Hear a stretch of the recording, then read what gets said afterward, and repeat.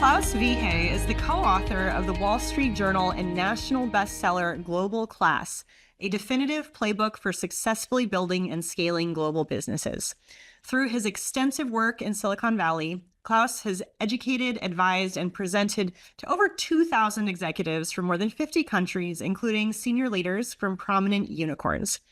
Often referred to as the Silicon Valley ambassador, Klaus transformed Silicon Valley Forum, a previously struggling nonprofit, into a prosperous global enterprise, personally generating over 90% of the organization's revenue.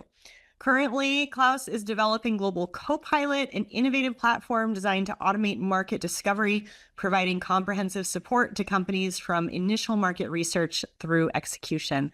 Welcome to the podcast, Klaus. It's great to have you here today. Thank you, Sophie. I'm excited to be here. Great. Well, let's just start at the super beginning. How did you get involved in this world? Like, how does one find themselves in global expansion as a purveyor and guide and author? How did you get into this? I don't know. I think it started from the very early days when I was sitting in my mom's living room and watching MTV. I always dreamed about the world. I was looking at American top 20 charts and everything. So I always wanted to go and explore. But where it really started my international career was actually in Vietnam. I was a part of a market relaunch team for Carlsberg. Probably most of your listeners know what a beer is, but Carlsberg is one of the largest beer brewing companies in the world. And Wow. I was sent there together with a new team because back then they had actually fired the whole team and wanted to reinstall and build a new team in Vietnam because they weren't successful. They've been there since the mid-90s, actually. So I came over there with the second in command to the CEO. Our job and role and the scope of the role was to figure out how should we reposition the brand and a few beer brands in that marketplace to then obviously make it successful. So I was there, and I remember when I Was this right after Vietnam opened up? Or when was this? Because Vietnam's had such an interesting trajectory. Yes, 2011. So it's This was way later. Okay. way later. Yes. Okay, never mind. 2011, it's all good. Yeah, So- the initial push. Vietnam was, fully into market economy at that point. But it was back then when people say, okay, great, Vietnam is going to grow from 80 million people to 110 million people in years. And back then it was like, wow, that's a lot. But they're on that trajectory and really an interesting economy, right? Mm-hmm.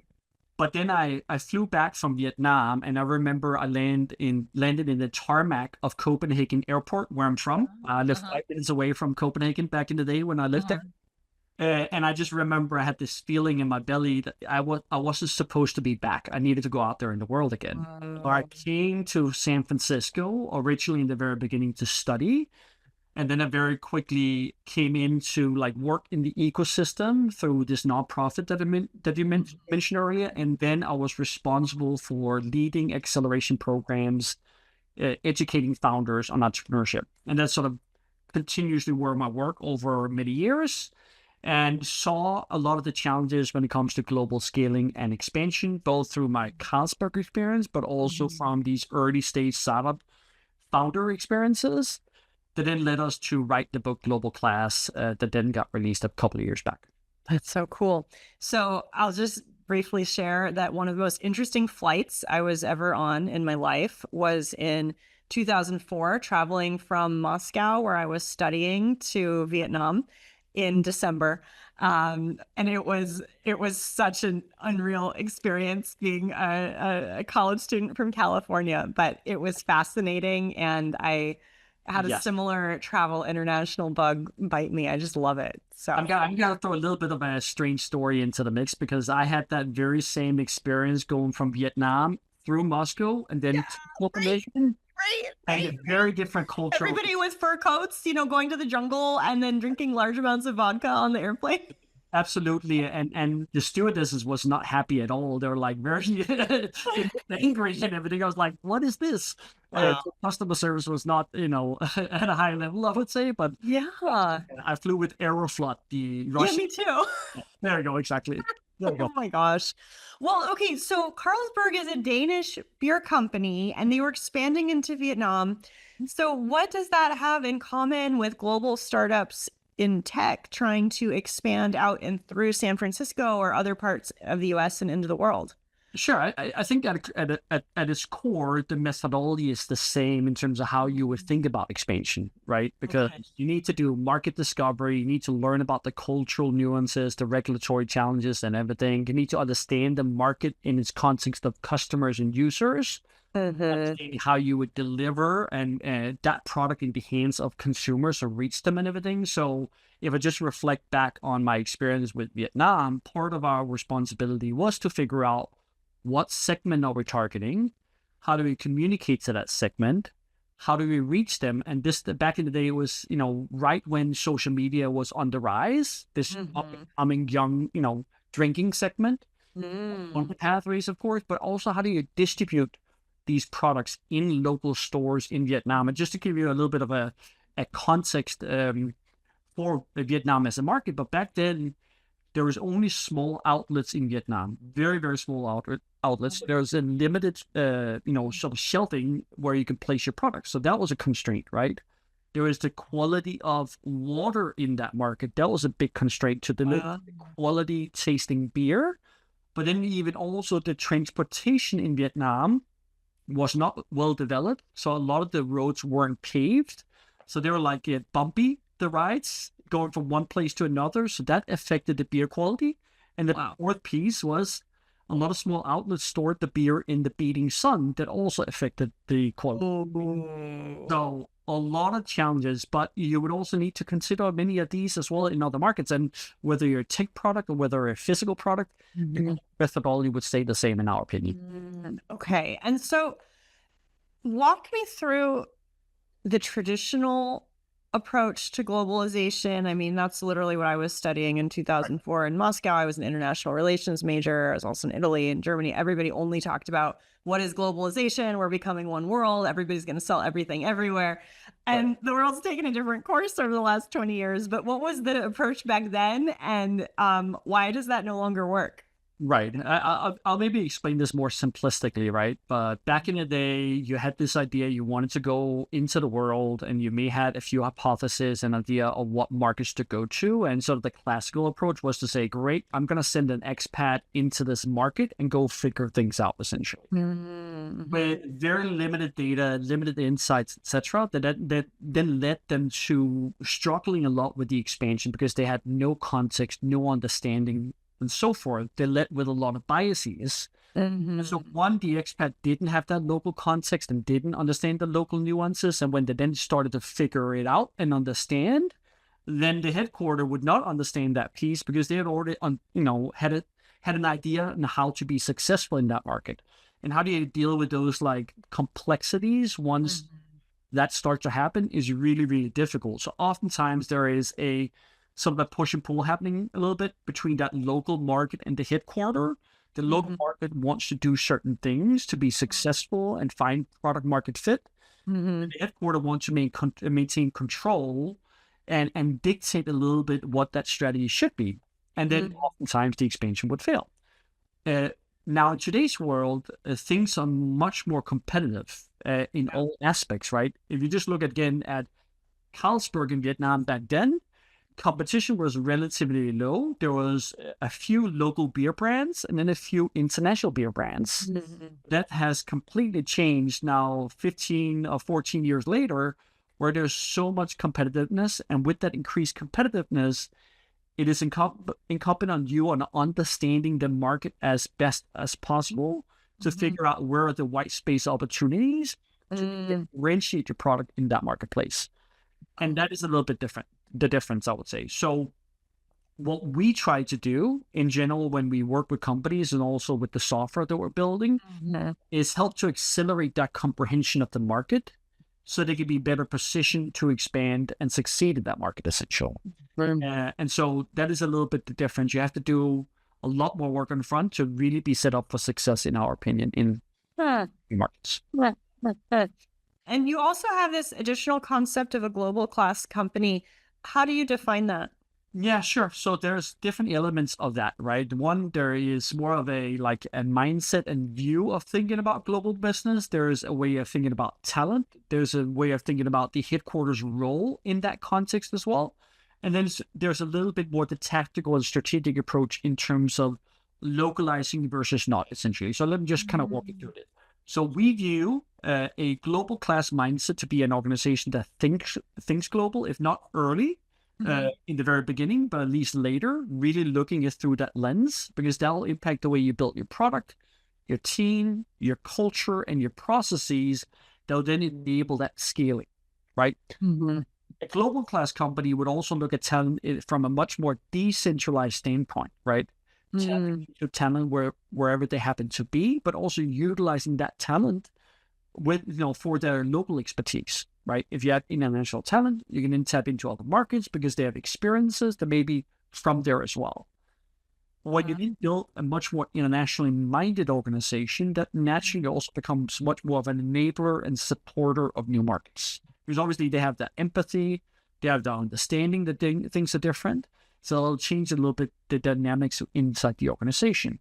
And then the fourth part, is then also you'll be more prone to actually focus on localizing the business as compared to a legacy-minded organization that would have a bias towards the home market, a much more centralized talent strategy, a little bit more command and control, telling local markets what to do, and pushing the product into the market. So some countries are a little bit more prone to this very much like legacy-minded approach. You have Japan, you have Korea, etc. What companies built for these markets in the very beginning, and very hard time to expand internationally in the future. One simple example very quickly is a company I engaged with a couple of years back. I'm not going to mention their name, but they're sort of a furniture e-commerce marketplace. And I asked them simplistically that they have about 500 employees. How many can actually speak, language beyond Korean? And they maybe said 2 or 3 people or something like that, right? And that's really hard. How can you scale and expand when there's lack of the ability to speak, but also lack of the ability to understand? So it's really, really important in my opinion.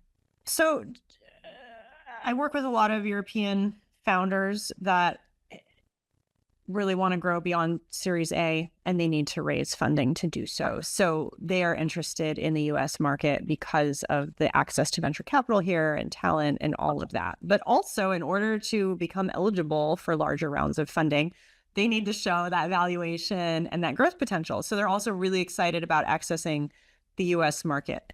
Yes. Do you think that European companies have a natural advantage when it comes to global expansion because they've just had to deal with the fact that to grow in Europe, there's so many languages and cultures, they have to be more nimble? Right. I think some countries have. Still, I would argue maybe German companies not as much sometimes because rich economy. Sorry to pick on the Germans. Warum? Wie können Sie das sagen? Yeah, Brandon, again, my last name, my first name is German, right? It's so meaning that. But essentially, it's an 80 million people market. If it's not by now, I can't remember the latest data, right? But it's a large market, so there's a tendency to build for Germany, essentially, right? Yeah. Whereas if you look at Denmark, generally entrepreneurs has to think beyond Denmark at the early stages of building the business. Yeah, Germany's 83, Denmark's like 5.5. So yeah, exactly. So I would say frequency-wise, there's probably a higher number of Danish companies that would look beyond Denmark, of course, but also be more successful as compared to obviously German companies on average at the very least, right? Yeah. And so it is that understanding. So it's built into their modus operandi and how they operate as a business. There's a much more understanding of it. They built maybe more international teams. They've already hired internationally for talent and so forth, right? And so there's great examples of like Pleo, Viveno, Tradeshit, OneLogin, etc.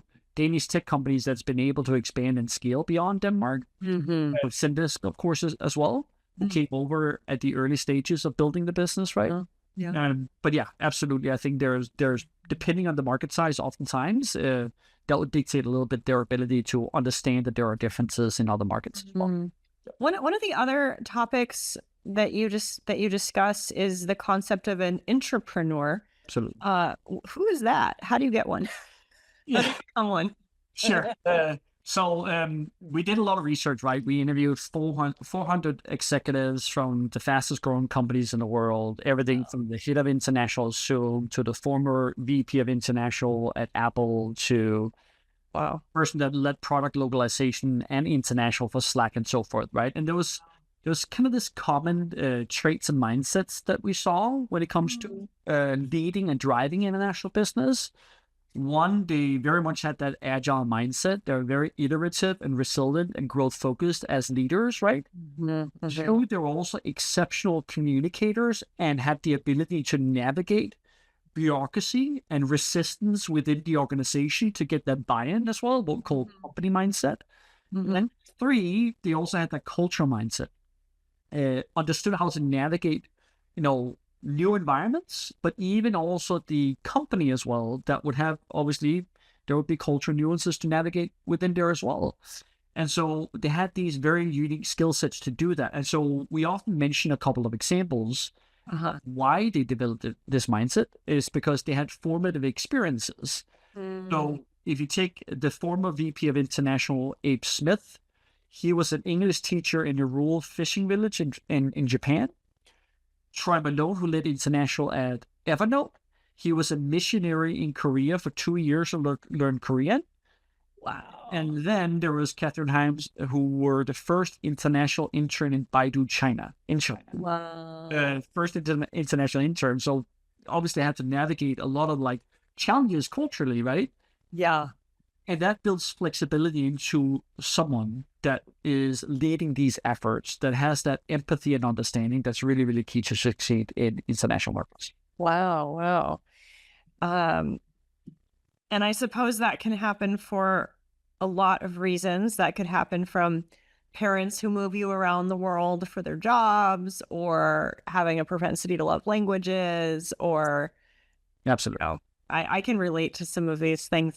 And actually, having grown up this way, my mom's German, my dad was an immigration lawyer. I lived in Germany, I studied in Russia and Italy, and lived in Spain.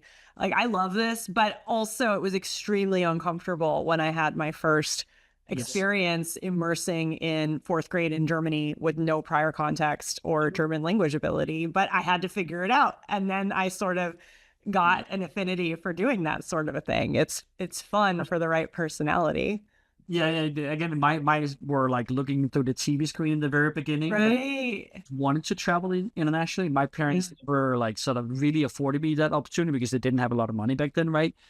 But then I intentionally wanted to travel to Chile because I met someone from Chile in Denmark who was housed at my aunt's place, right? So I interacted with them culturally. Did you end up going to school there too? And I did. I studied at La Facultad de Economías y Negocios in Chile. So I also had that experience where I was in a classroom, everything was in Spanish, and I was at 10% in the beginning and maybe 40% at the end.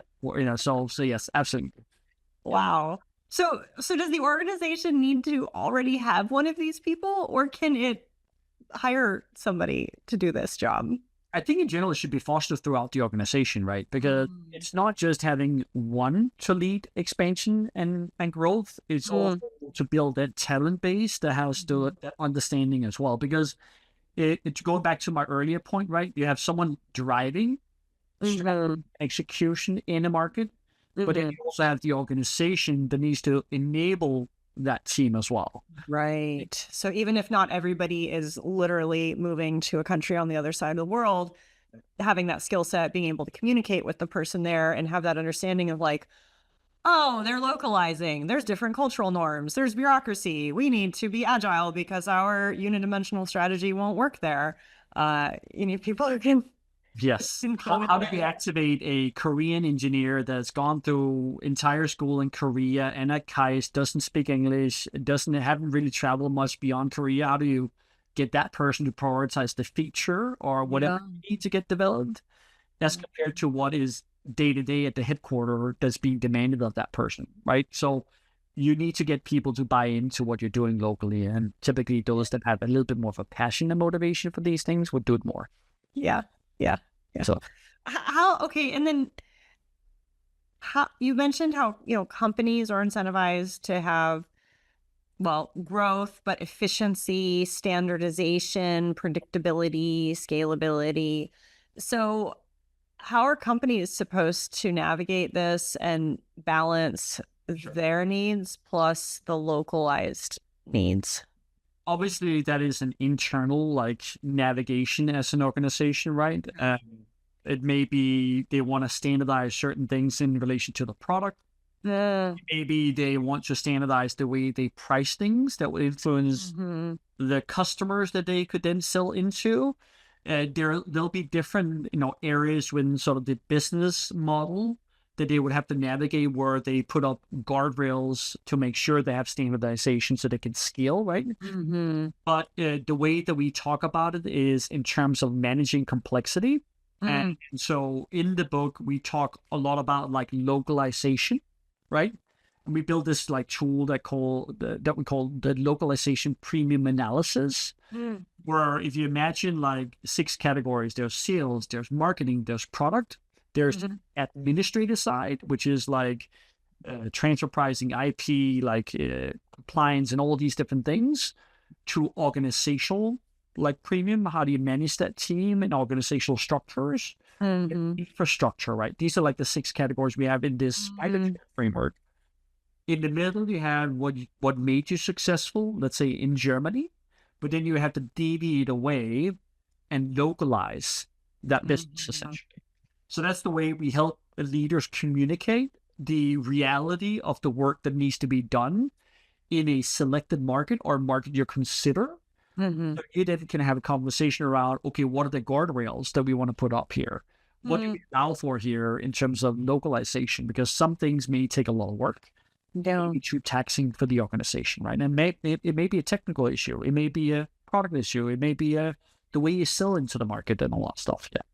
Yeah, yeah. And tell me about the software that you're building. How do you guys build these considerations, and does it work for any market to any market? Yeah, I mean, yes, it does, but obviously, like, because let me just explain to you a little bit what we're doing, right? But we're automating market research, Okay. strategic planning, and then also implementation. So Okay. the idea here is to log into the platform. We auto generate what we call baseline research. The reason why Mhm. we're very careful with the language is because we don't want to have that be perceived that it's perfect research. It's a starting point. It's the starting point. Based on your email, we can do that. So we can do that for that context, for that industry, and so forth. We'll do that as a first. Okay. Then we're automating the recommendations of experts to talk to. So let's say, for example, they look at the U.S.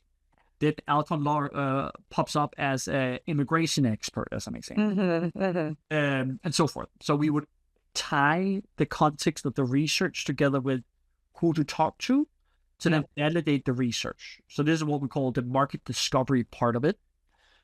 Then what we're working towards is the ability to transition from market discovery and research to strategy, essentially. And that's oftentimes where a lot of companies end up failing a little bit.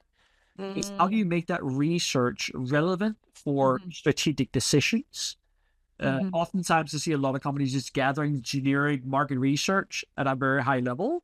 Yeah. How do you make it actionable, business model oriented, etc.? That's what we're doing through our prompting questions and everything Mhm. to make sure you can make certain key decisions, essentially, right? So that's Yes. also what we're automating as well. And then once you go through these steps, we can then automate the output of like an implementation plan and recommending partners and budgets and all that stuff down the road as well. Wow. Cool. So where are you hoping that which geographies are you hoping people will use this for? Well, in the beginning, it's going to be like for the geographies where English is sort of the native language because there's Okay. much more data we can pull from, of course. Yeah. That's going to be easier in the very beginning because we're using partly LLMs and then we're using also niche data sources as well. Mhm. But the obviously the idea is that you can do it for any country. I think the expertise lies also within the structure that we're building, essentially, right? Mhm. Because we built very strategic tooling that allows you to determine localizations. It allows you to benchmark markets against each other. It allows you to build what we call what makes a market attractive from a macro level perspective. It allows you to think about building in terms of like the implementation plan. So we've, become experts at this topic, and we implemented this more from like a presentation spreadsheet point of view inside very large organizations and unicorn. And now we're systematizing most of it essentially. And so Wow. that's the idea, to make us. This will make it a lot more accessible for probably early stage companies, but also companies maybe expanding from developing markets into the US to be able to get these insights. Yeah, think of it as your ability to get access to like almost like a Bain consultant or McKinsey consultant that costs like $1,000 an hour, but it would be much less for some. Wow. Yes. And your company also offers advisory and consulting services as well, right? So where do you see that layer between the technology and then the personal touch? That's something that we have to navigate, right? So the ideal scenario is that we completely remove ourselves. That's the ideal scenario. And we facilitate it through software. Granted, we never had the passion to build a new consulting firm, but we used it intentionally with the purpose of validating certain things.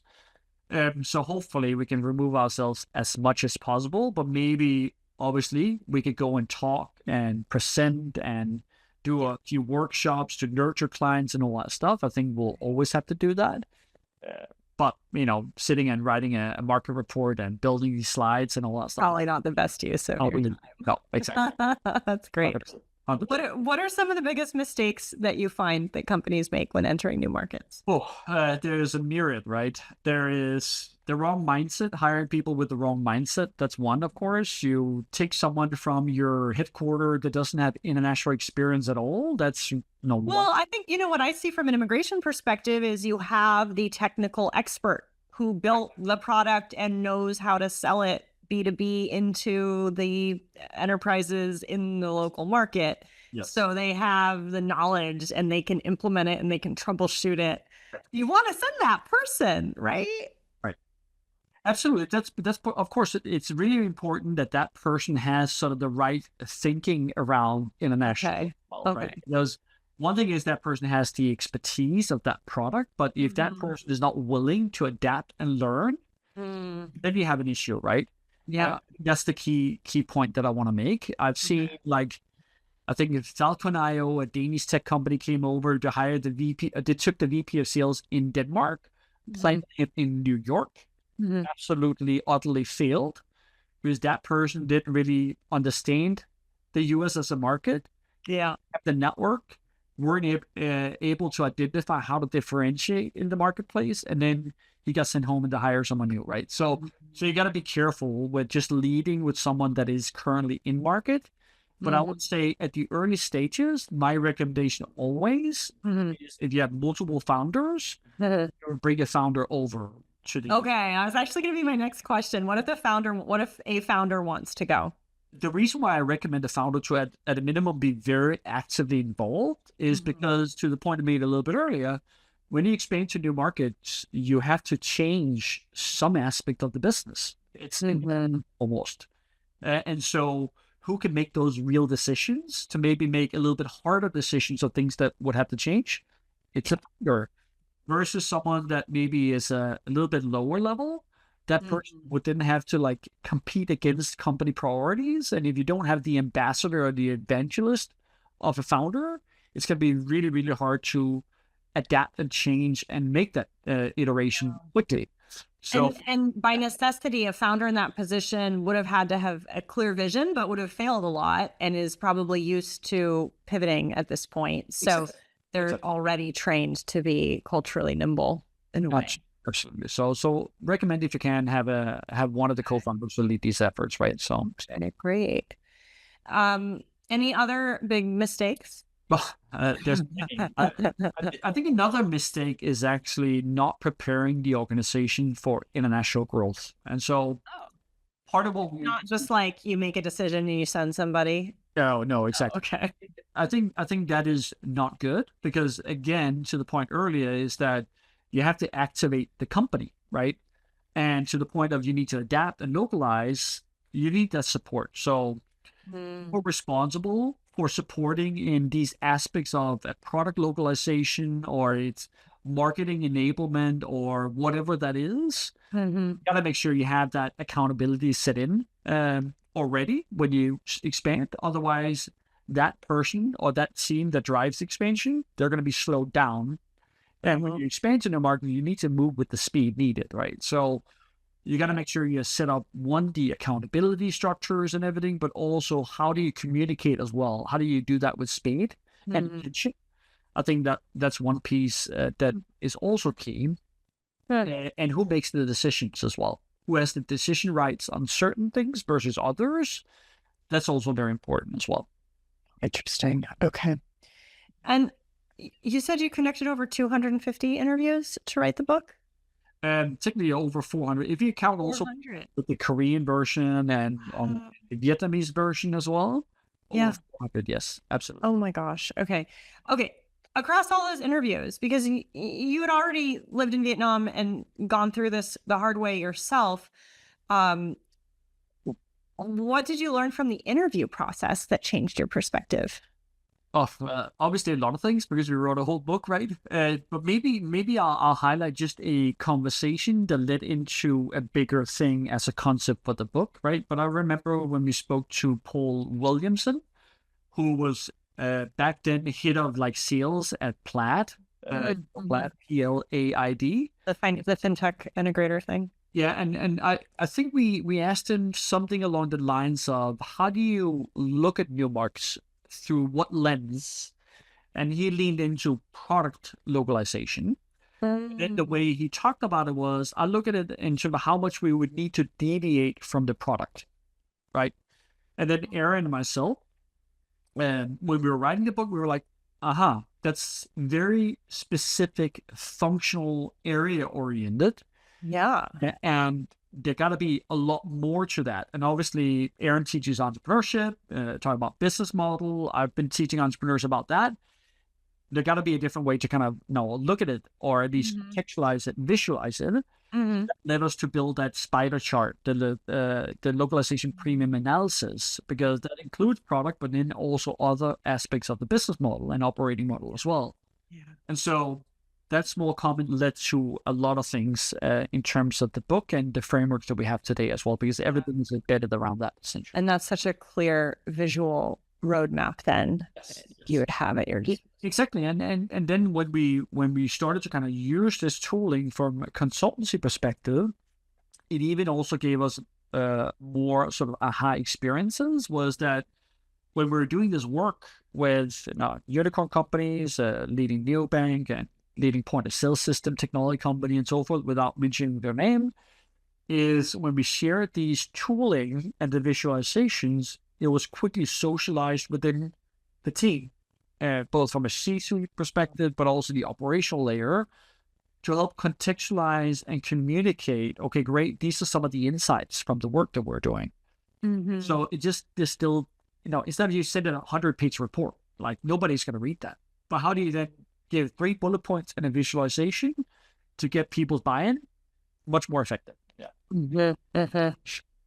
And as people are beginning to think about this, wherever they might be in the world and with whatever destination, country, or market they're interested in, what's just one practical framework that everybody should make sure to consider from the beginning? Sure. So I think it's kind of embedded like different things within one framework that we have, but we have something called the Global Growth Opportunity Matrix. Let's say you're a company and you don't know where to go. And you want to go out there in the world. First, you need to gather some data, but then it's about like, what data should I gather? So what you need to do is like first establish what are our overall goals and why are we expanding? Like, for example, with one of our clients, they wanted to 10x their users, which was a lot of users, but then they looked at very small markets. So it essentially wasn't really aligned with their overall growth goals. So it's to establish that upfront, because that will also impact the way you look and view markets as well. And then the next phase is about like, okay, what are some of the interesting criteria we should look at, right? There's some macro related criteria of growth rates, GDP per capita and all that stuff. But then there may be certain things around the industry, right? Again, let's say you're a bank, you would look at credit card penetration, point of sale system penetration, stuff like that. that you will fuel into your market attractiveness evaluation that allows you to downsize to a certain select subset of markets, right? Then the way we look at it is, okay, great. Let's also look at your capabilities as an organization, how you set up for global growth. And your capabilities would determine to what level of complexity you can take on when you select markets. For example, let's say you're at the early stages. You say, I want to go all the way to China.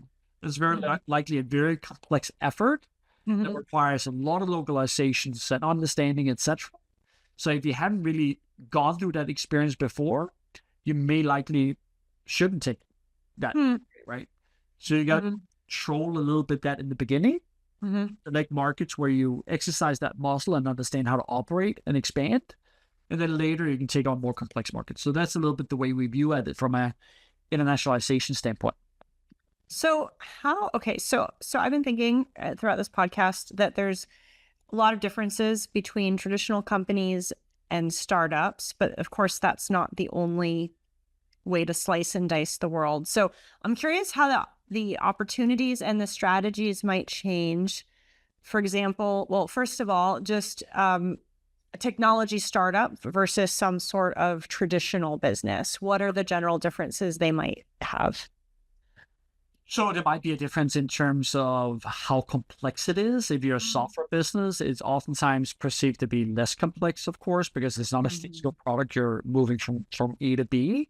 What I believe sometimes it's that it almost sets you off for failing a little bit because you assume it is that easy. And so oftentimes you lead with just your assumptions and we're just going to go and then figure it out. Yeah. That often results in a lot of mistakes, and sometimes actually where you pull back. I've seen it too many times where they haven't found product market fit within the first year or maybe even second year, and then they pull the resources and move away. On average, it takes about 2 to 3 years, even just for a software business, to be successful in a new market. So it takes a lot of time and effort.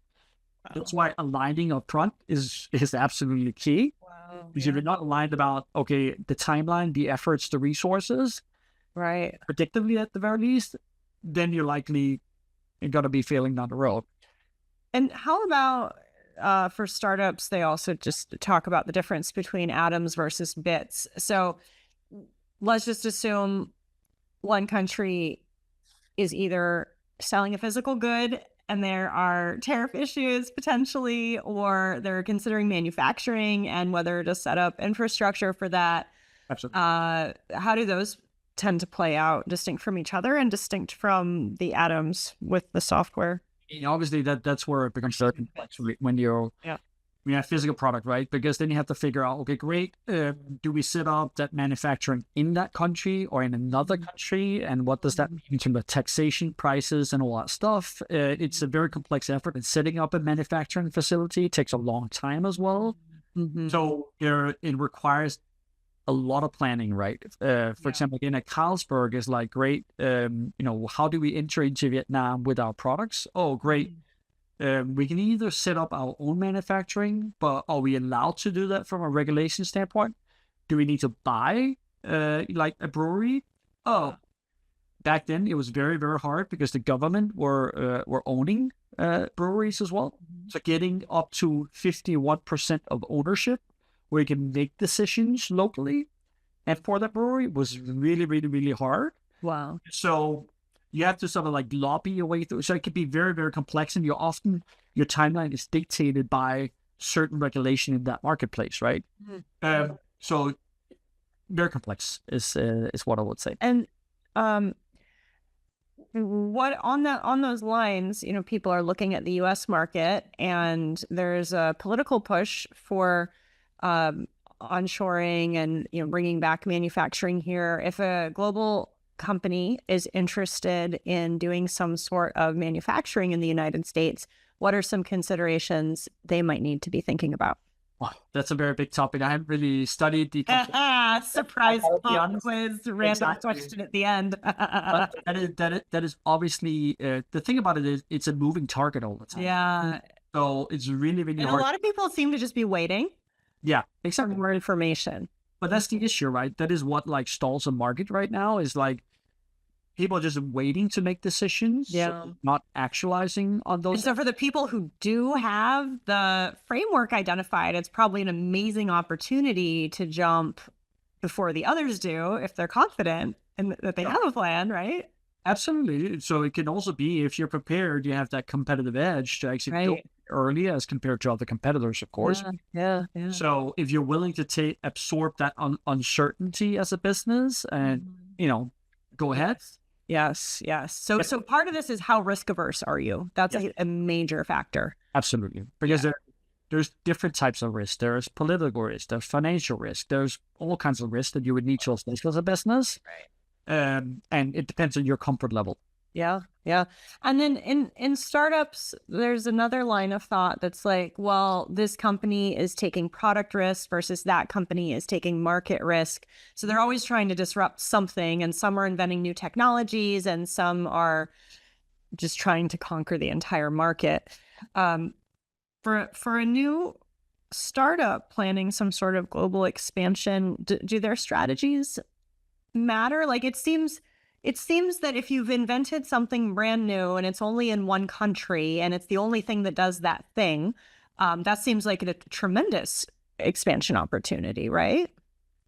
Sure. But I think the way that I would think about it is that the earlier you are as a business, you would also need to be cautious of the fact that you don't take on too much complexity in the very beginning. So we see some founders, some companies expand too early. But I think those that expand very early to the US, I think there will be a little bit of a level of deciding on what is my priority market and is US going to be a priority market. I mean, many founders just move to the US at the beginning to make the US the market. And that's different than, oh, okay, we're at Series A, we need to grow. Absolutely. So I think there's a little bit of that, right? And so you'd have to make certain decisions. Everything is a trade-off, right? So let's say Vivino, for example, they started to develop the app back in Denmark, but they quickly kind of realized that maybe Denmark is not the right place to do it because app adoption is not as quick as in the US and California specifically, right? The wine country does not exist in Denmark. I don't remember any wineries in Denmark at the very least. Maybe there is now. I have no idea, but I don't think there is. So the market conditions are just like great for in terms of California, whereas Spotify, they decided to stay in Sweden as an example, right? The streaming was pretty prevalent, or piracy. They had Pirate Bay, that was a Swedish company, had a piracy party in the parliament advocating for piracy-friendly policies.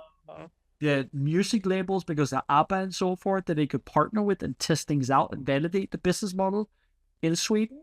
Yeah. Then the fourth factor was that they already have fiber internet and fast internet in Sweden, as compared to the US, that was a little bit behind the internet. A little bit behind them, right? So there's market conditions that allow them to say, great, Sweden is our first market, and then we're going to spin out to these other nearby markets, and either to the US, where Napster and all these companies were competing and battling with regulation and all that stuff, right? So think of it. Yeah. Are there, so the world's changed a lot, and 25 years ago it was a necessary thing to create a multinational company, to have a global brand with sales and engineering offices near every major global university. But obviously the world has completely changed, AI, all of that. Are there any types of companies today where it would make sense for a certain business model or a certain goal to become a multinational company presence? Yeah, there's a lot of companies that are just purely like building a product that serves a very specific segment that is transcending across borders. You see a lot of these companies emerging, right? But it's not all companies that can really do that, I would say. Again, software can. Definitely enable that. Physical products, less so, of course, because physical product, you have to deal with borders and everything, technically, and regulation. But absolutely, you can do that, right? So I think it's just a matter of like also the founder aspiration and how they want to scale. Want to first prove and validate in their existing market and scale from there, but others like just go broad in the very beginning, right? And have very distributed workforce and talent. Yeah. Selling anywhere, essentially. Software can enable that, of course. And you're in the San Francisco Bay Area. So when are VCs encouraging startups to globally expand? Is that like a Series B thing right now, or where is that? It depends a little bit, but I would say like Series C up to Series D primarily. Granted, there is a little bit of a tendency to look at things earlier now. I think investors are more open to that conversation now that markets are changing and they see massive opportunities in Asia and in Europe, etc. But I would say like, they would have to find product market fit, scale the business to a certain level, and then feel like they have the resources and capacity to then start to explore new markets. But you would have to see certain metrics being met from the founder, right? So, yeah. Right. Interesting. Okay. So last question for you, Klaus. It's been a very enlightening conversation. So thank you so much. If a founder is thinking about their first global move, what is one thing they should do differently today? They should not lead with a bias, for sure. They should do proper discovery, in our opinion, and that really takes to doing the research necessary and having conversations with experts to then be able to understand that context and whether or not the market is viable for them to tackle. There might be certain things that will prohibit your ability to succeed, right? So we had a company, for example, we work with, and that is from the financial services space, and they didn't understand how interest rates were calculated in one of the markets, right? Oh, that seems like a major potential issue. That's an important piece of it, right? So you got to understand what are the business fundamentals required for us to succeed, and can we then do that in our target markets, right? So that's really, really important. So I would say don't lead with bias and don't just jump in. Do the necessary, work to make those decisions. Okay. Well, Klaus, thank you so much for being on the podcast today. I really appreciate your time. Of course. Thank you so much for the invitation. I appreciate it. To our listeners, check out the show notes where you can learn more about Klaus Wehage and his offerings. There you can connect with him on LinkedIn. Check out Global Copilot, the Global Growth Master. That's a tongue twister, Klaus. Global Growth Masterclass and Global Class, and connect with him. And you can also subscribe to our Alcorn Immigration Law newsletter. So do check out the show notes and reach out to Klaus to try his software. It could be very helpful for you and make all the difference. So thank you so much, Klaus. Thank you. I appreciate it.